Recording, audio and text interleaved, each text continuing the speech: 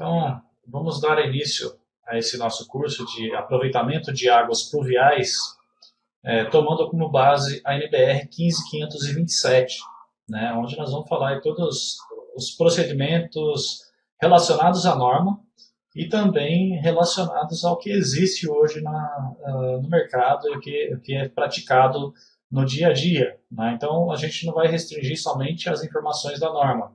A norma é uma norma pequena, né? São 12 páginas, 12, 13 páginas, pouca informação, né? Ela restringe, dá uma direção, dá um norte para a gente de como projetar, como dimensionar e como qualificar um sistema de aproveitamento de águas pluviais, porém é muito restrita, né?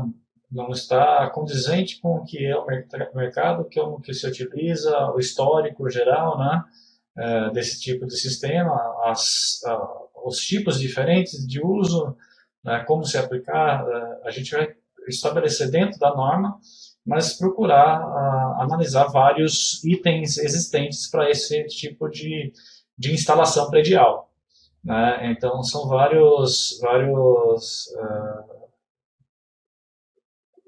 dispositivos existentes para esse tipo de instalação, né?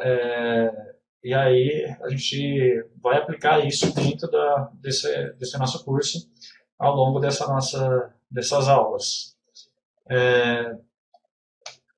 Dentro do sistema de aproveitamento de águas pluviais, aqui é um esqueminha do que é feito hoje, né, para uso residencial, e isso para outros usos ele se aplica da mesma forma.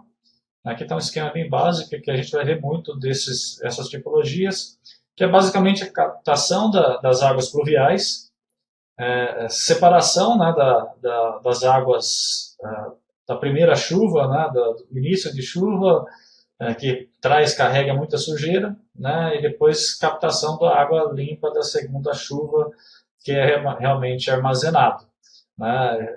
O sistema básico hoje é composto por calha de captação, condutor vertical, horizontal, filtro, reservatório, sistema de bombeamento e reservatório superior para uso. Esse é um esquema básico do que a gente vai ver durante esse nosso curso, né? Variando. Nós vamos começar com imóvel residencial, dimensionar residências, dimensionar para uso de prédios também, edifícios, né, que principalmente na área administrativa de edifícios residenciais e comerciais, toda a parte de cálculo, né, para esse tipo de instalação, a compatibilização desse tipo de instalação com a instalação predial, né, que isso é muito importante. Quando a gente se trata de aproveitamento de águas pluviais, então, continuando, né, a gente tem que tomar cuidado e nós vamos definir aqui uma separação entre reuso de águas, né, seja reuso de águas cinzas, que é o convencional, e aproveitamento de águas pluviais. Né? Nós estamos falando aqui nesse curso de aproveitamento de águas pluviais para fins não potáveis, né? Não vai ser utilizado para consumo humano, né? Consumo direto. O que a gente vai aplicar esse tipo de instalação é para água para limpeza de jardim, limpeza de áreas externas, lavagem de piso, uso em vaso sanitário, nesses pontos que vão ser aplicados somente. Nós não vamos utilizar para consumo humano de forma alguma. Nós vamos ver algumas limitações aqui que a norma fala em relação a isso. No mercado existem fabricantes, equipamentos que prometem e acabam cumprindo, né, essa situação de você poder utilizar isso para consumo humano, seja para lavagem de roupa, né, que seja um consumo mais que tem o toque do ser humano, né, na água, né, porém ele não está normatizado, né, são sistemas não normatizados e carecem de muita segurança, né, então tem todo esse pré-requisito que a gente vai ver durante esse nosso curso, e aí abordando todos os itens existentes, e aí eu vou falar o que está normatizado e o que não está. Dentro do conteúdo do curso, nós vamos falar basicamente aí de recursos hídricos e a sustentabilidade ambiental, né, trabalhar com os recursos hídricos existentes. Hoje, especificamente na aula de hoje, nós vamos ver a parte dos recursos existentes, né, e é um pouco do histórico que todo mundo já conhece, mas é uma introdução para a gente saber de onde que vem essa parte de aproveitamento de águas pluviais. Né. Vamos analisar, de novo, o ciclo do uso da água no meio urbano, né, o que onde é utilizado, como é captado, da onde vem essa água e qual que é o trajeto dessa água no meio urbano. A conservação da água nas edificações, falar sobre a conservação, tanto das águas potáveis e as águas não potáveis, que é o caso do aproveitamento de águas pluviais. Vamos falar sobre qualidade da água, né? Esse é um ponto importante a ser aplicado dentro desse curso, por conta de ser um critério de seleção da norma para você aplicar esse seu recurso de aproveitamento de águas pluviais, né? A questão da qualidade da água, né? Então, isso nós vamos ver e aprender a aplicar isso durante o curso. Vamos falar sobre os sistemas existentes de aproveitamento de água da chuva nas edificações, né? E entrar na parte de dimensionamento estabelecido pelo anexo A da NBR 15527, né, e também aplicar o que existe de literatura em relação a esse dimensionamento. Né. A norma, como eu falei já no início, é uma norma pequena, né, então ela restringe um pouco a forma de utilização. Nós vamos trabalhar com formas existentes em outros mercados, né, inclusive fora do Brasil, como é aplicado, como que é trabalhado o aproveitamento de águas pluviais. E a aplicação do sistema de aproveitamento de água de chuva em edifícios. Nós vamos trabalhar com edifício residencial, casas, né, exemplo de uso em casa e edifícios, né, e aí pode ser aplicado em área comercial também, né, no caso, nós vamos ver aqui no slide dessa aula de hoje, essa questão de uso para posto de gasolina, para lavagem de veículos, e outros itens que podem ser utilizados sem problema algum, porque não tem o consumo humano de forma potável, né? Você está usando isso para limpeza de veículos e pátios, estacionamentos, etc.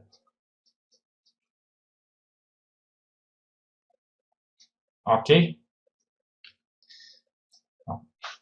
Dentro da norma, ela estabelece, né, essa norma ela estabelece requisitos, fornece pré-requisitos para aproveitamento de água de chuva de área de cobertura, né, das edificações nas áreas urbanas para fins não potáveis. Né? Então, eu estou falando de aproveitamento de água de chuva das coberturas. Né? É essencial que a gente saiba separar a captação de águas pluviais, não pegar a área de pátio, a área de piso, porque tem uma grande chance de ter contaminantes nessas áreas. Então, para aproveitamento de água de chuva, a norma restringe a captação das áreas de cobertura. Né? Vamos pegar somente áreas de cobertura para aproveitamento de águas pluviais. Apesar da gente não ter, ela restringir bastante, né? Aqui a gente está falando do item de segurança, item da qualidade do que você está captando. Não adianta eu pegar, apesar de eu não ter o consumo potável dessa água, eu não vou consumir diretamente, eu vou só manusear ela, mas se eu pego uma área contaminada, um solo, um terreno, por exemplo, isso pode causar alergias e coisas desse tipo na pessoa. Então, tem que tomar cuidado com essa instalação.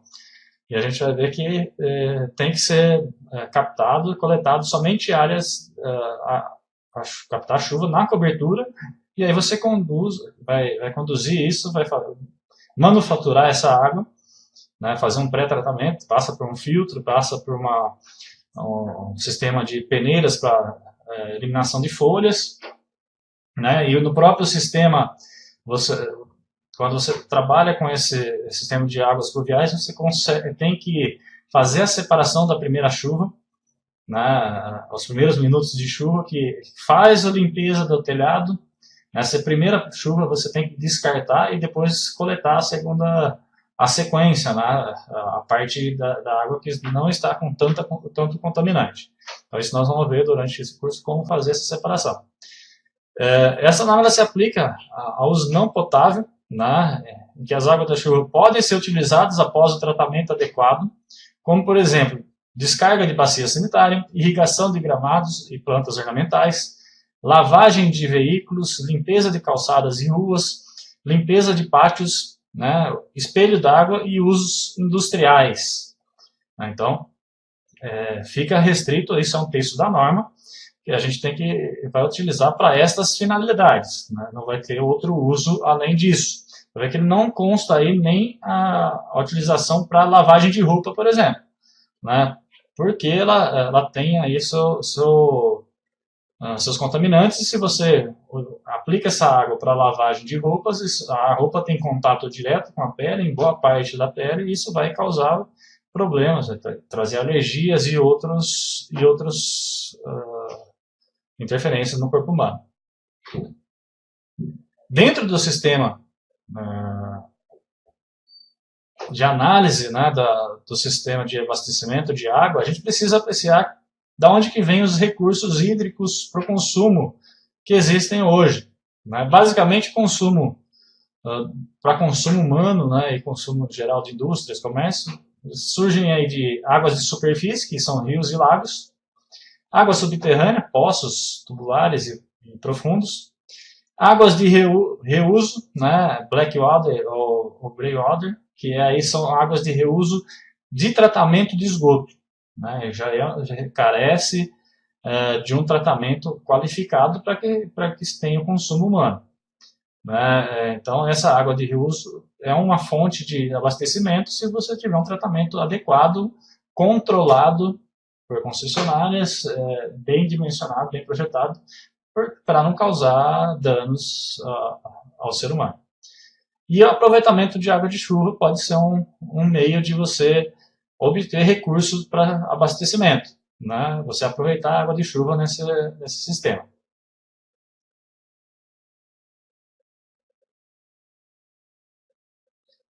Para fins não potáveis. Em relação às normas existentes para águas de reuso, infelizmente não existe uma norma BNT. Mas para aproveitamento de água de chuva, nós temos a norma 15.527.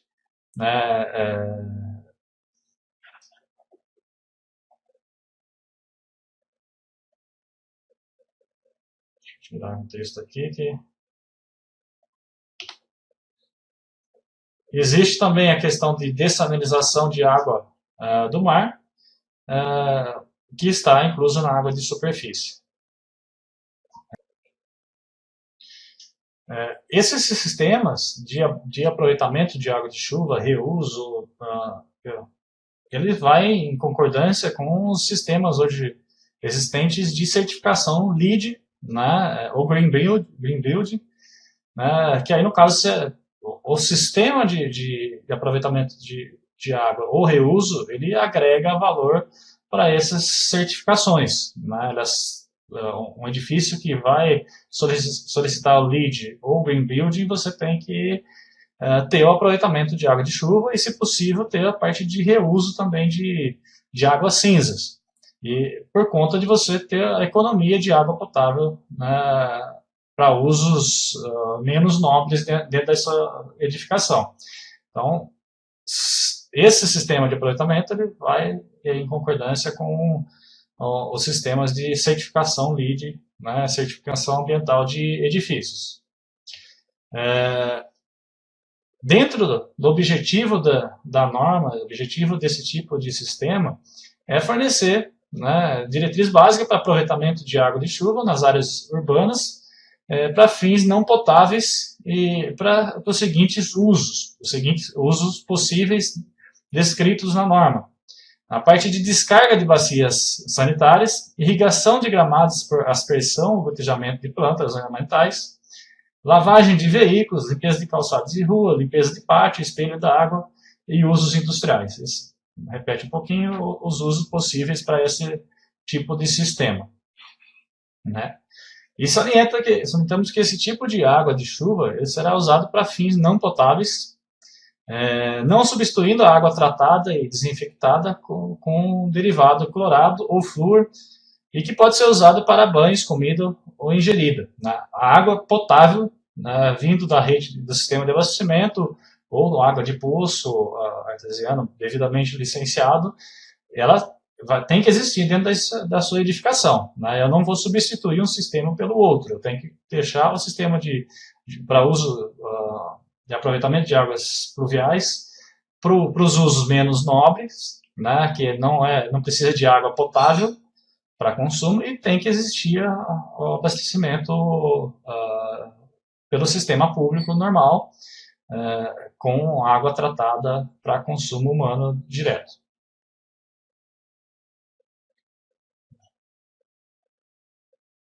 Dentro do sistema de aproveitamento de águas pluviais, não posso incluir a lavagem de roupa e piscinas devido a problemas de parasitas. Né? Existem parasitas que podem estar dentro dessa água, né? E pode ser um contaminante para o consumo humano. Para que eu consiga fazer esse tipo de uso, eu preciso fazer o tratamento através de filtro de areia lento, que aí consegue remover esse parasita. É uma possibilidade, né? Você criar um sistema de tratamento com filtro lento, mas isso acaba encarecendo um pouco o sistema de aproveitamento de águas pluviais. Mas é possível de fazer, né? Se você aplicar esse tipo de filtro de areia lento, você consegue tratar, remover e aí utilizar isso para lavagem de roupas e uso em piscinas. Existem alguns equipamentos que são comercializados no mercado que eles fazem tratamento dessa água através de ozônio. E aí você elimina essas bactérias e você consegue utilizar ela não para beber, né? Mas você consegue utilizar isso em piscinas, utilizar para lavar roupa, e até em alguns casos os fabricantes falam que pode ser aplicados para banho, por exemplo. Né? Você não pode consumir a água, mas você pode ter contato com ela direto, porque ele tem o tratamento que elimina esses micro-organismos. Matheus, eu vou deixar essa pergunta para o momento adequado que a gente vai falar durante o curso. Tá?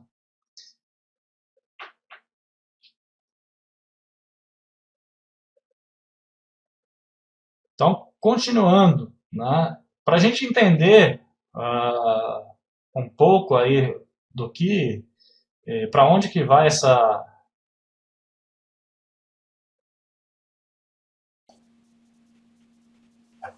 Ok, todo mundo me ouvindo aí? Só esperar o outro Matheus Praga entrar, que a gente dá continuidade na aula.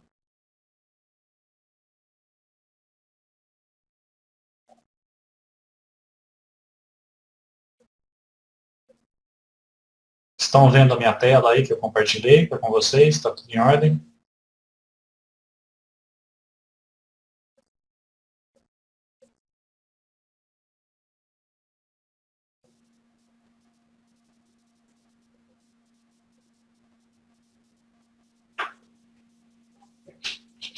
Só esperar os dois Matheus entrarem aí que a gente continua.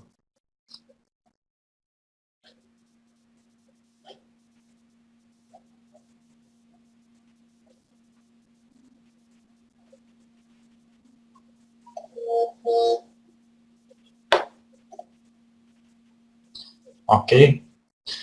Bom, estão vendo a tela do computador normal aí, né, dos recursos hídricos. Estão me ouvindo? Velocidade está ok?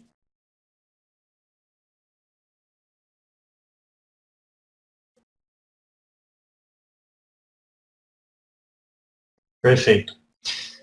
Bom, então continuando aqui, né, nessa transmissão, eu estava falando aqui, começando a falar sobre recursos hídricos, né, em relação à parte de aproveitamento de águas pluviais. Então, nessa parte de recursos hídricos, que a gente tem que entender é a quantidade de recursos existentes e aonde que a gente vai trabalhar, né, em relação a esses recursos. E o principal ponto, que é a sustentabilidade ambiental. Obviamente que a parte de recursos hídricos, a gente vai passar sobre essa informação, né, e a parte de sustentabilidade, o próprio curso já é sobre sustentabilidade. Você está aplicando um recurso, aproveitando um recurso que ele é fornecido de forma barata dentro do seu imóvel, que entra no seu imóvel de forma barata. Então, para a gente entender aí, a parte do recurso hídrico de água, né, a parte da nossa água disponível, né, que a gente conhece, a gente sabe que 97% da água existente no planeta Terra, ela é 97,5% ela é água salgada, água doce somente 2,5% na superfície da Terra, né? Porém 68% dessa água doce ela está congelada, né, em várias calotas polares e nas geleiras todas que a gente já conhece, né? Disso, 29,9% é água subterrânea e somente 0,26% é água doce, que é representada em lagos, rios e reservatórios. Então, 0,26% dessa água doce está na superfície de fácil acesso. 29% ela é subterrânea. Isso no mundo, né? Então, a gente sabe que tem um problema de escassez aí que não aparenta por a gente ter uma grande quantidade de água na superfície, mas não é potável direto para consumo. Na América do Sul, corresponde a 23% da vazão média do mundo de água potável, sendo superado somente pela Ásia, em 31,6%. Né, dessa água que tem no planeta Terra, 23,1% está na América do Sul e na Ásia 31,6%. Então a gente tem uma grande quantidade de água aqui no nosso continente. Dentro do planeta em geral, a vazão de água ela está aí na maior parte na Ásia, né? América do Sul em segundo lugar, América do Norte em terceiro em proporção de vazão média em metro cúbico por segundo em cada região. Né? A gente tem uma grande quantidade de água aqui, mas a gente vai ver que para o Brasil, né, dependendo de onde você está situado, de onde você está localizado, esse volume não é representativo. E aí a gente entra agora na sequência, que é a questão do recurso no Brasil. Dentro da América do Sul, o Brasil representa a média de 177,9 metro cúbico por segundo, ou 53% dos recursos hídricos na América do Sul estão no Brasil, né? Os outros 47% nos demais países. Isso em relação a toda a vazão da América do Sul. Em relação ao mundo, o Brasil representa 12% da produção hídrica de superfície. Nós estamos falando da produção de superfície. Então, aqui, representando a água doce, aonde ele está situado, né, 68% em calotas polares, 29% em água subterrânea, 0,3% em lagos e rios, 0,9% em biosfera e atmosfera em forma de vapor. Isso é a água circulando no ciclo da água no planeta. No Brasil, essa água está distribuída com 68% na região norte. Né? Obviamente que a gente já cansou de ver essas informações, mas a gente precisa saber que a região norte não tem muito o motivo para a gente aproveitar a água de chuva, porque tem abundância, né, de água. Mas já na região nordeste, isso cai para 3,3% da vazão de superfície do Brasil.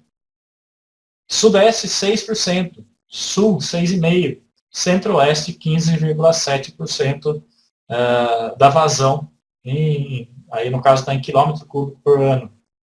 Né? Então, olha a proporção de água que está na região norte e olha a proporção que está na região sudeste. Né? A gente está falando na região sudeste, aqui onde eu estou, né, de 6%, né, da vazão de água gerada na superfície.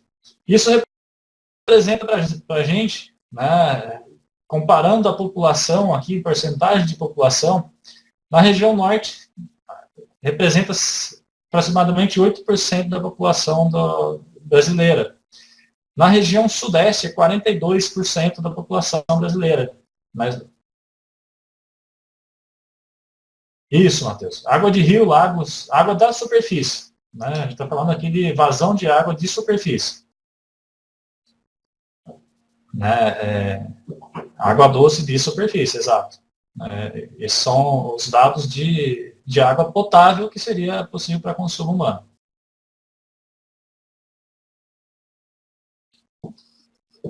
Em contraponto, né, estou comparando aqui a região sudeste. Né? A região sudeste representa 6% da água potável de superfície, né, que dá para ser potável, assim eu digo, dá para ser tratado para consumo humano. Isso é representado em rios, lagos e reservatórios. Né? Em compensação, a gente está falando de 42% da população brasileira. Lógico, esse dado aqui é um dado antigo, né? A fonte IBGE é bem antiga, a gente está falando de população aqui de 181 milhões, enquanto em 2004, né, a gente está falando aí de passa de 200 milhões, né, de habitantes no Brasil.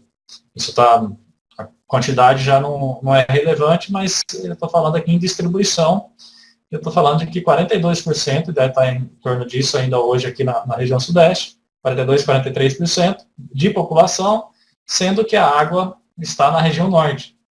Né? Então, assim, a gente tem que observar aqui nesse quadro que na região norte tem 68% da água de todo o Brasil e a população é uma população de aproximadamente 8%. Né? Em contraponto, 6% da água está na região sudeste e 43% da população está aqui.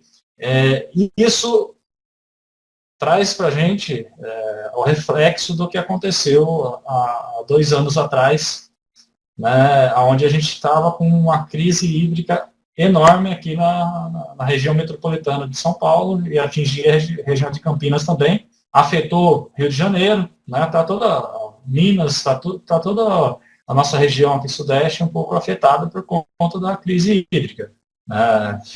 Problemas de chuva, seca, uma estiagem muito longa, volume de água precipitado baixo, e aí o nosso sistema de abastecimento de água da região, que atende a região metropolitana de São Paulo, ela não comportou e acabou indo para reserva da reserva da reserva.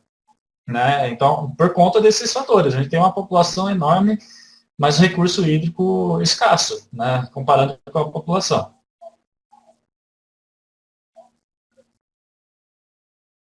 Isso é um problema, e que se é feito implantado nos imóveis, implantado nas regiões, equipamentos, dispositivos de aproveitamento de água de chuva, dispositivo para reuso, né, de água, né, tratamento e reuso de água,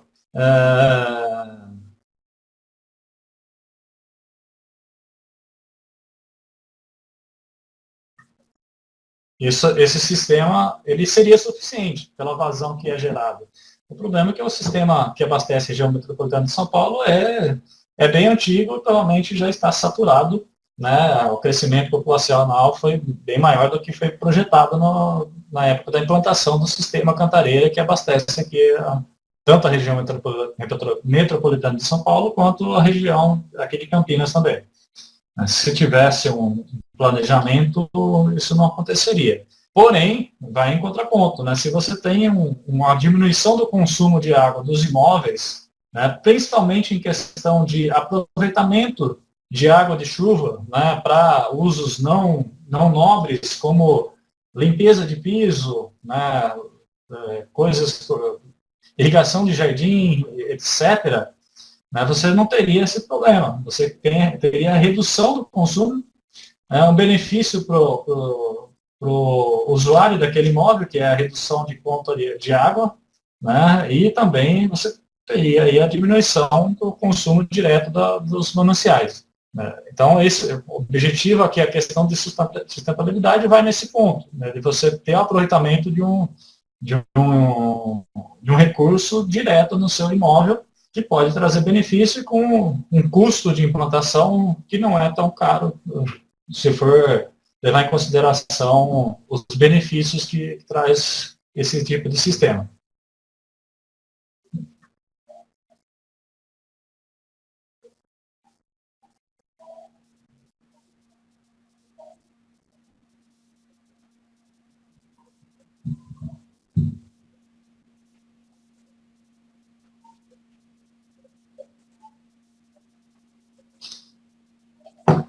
É, bem isso, né? Você tem fazer adutoras para trazer água da região norte, né? Mas aí já estão levando o Rio São Francisco para o Nordeste, aí você vai trazer do norte para cá e fica complicado.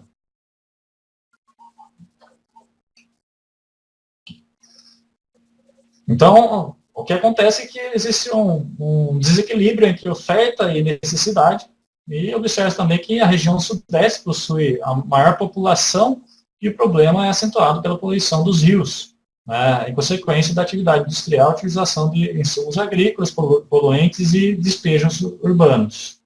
Né. Esse é um outro problema aqui. Né.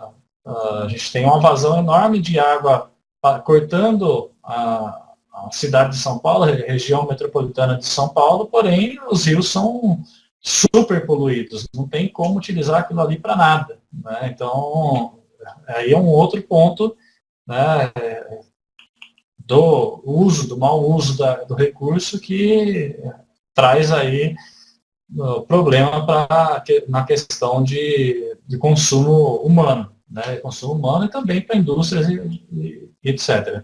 A gente tem represas aqui na região metropolitana que são inviáveis por conta do despejo de águas provenientes do Rio Tietê e do Rio Pinheiros.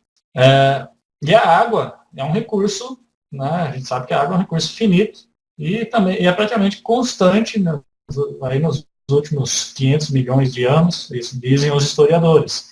Então, a água que está dentro na Terra, ela é uma água, continua, não aumenta essa quantidade de água, não tem, é a mesma água que está indo e voltando no ciclo, dentro do ciclo da água que está na Terra, né? Então tem que ser pensado dessa forma e o aproveitamento de águas pluviais ele é um item que vai em relação a esse quesito. Historiadores eles levantam que é previsto para o século XXI a falta de água para um terço da população mundial, e segundo o Ministério do Meio Ambiente, 72% das internações hospitalares no Brasil são decorrentes de problemas relacionados à água, né? Seja questão de contaminação por conta da água, repetindo, água contaminada. Né? E aí, levantamentos dizem que um terço da população mundial vai sofrer com falta de água. E por incrível que pareça, uma região rica, uma região metropolitana, como a região nossa aqui no estado de São Paulo, sofreu muito, e ainda a gente paga a conta por conta dos desmandos e aí das questões políticas que a gente já conhece.